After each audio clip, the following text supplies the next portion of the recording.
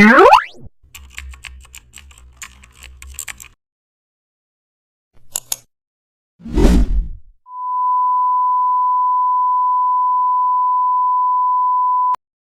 back to the channel. In this Photoshop tutorial, you will learn how to design a clean and modern corporate logo concept that fits perfectly for professional brands.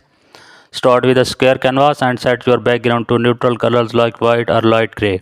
Use a list tool to create simple circular base. This will act as your design structure. With the pen tool, craft an abstract letter shape such as an S and M that feels elegant and balanced. Apply a gradient of deep blue to silver to give it strong corporate tone. Add an inner glow for subtle depth and reflections.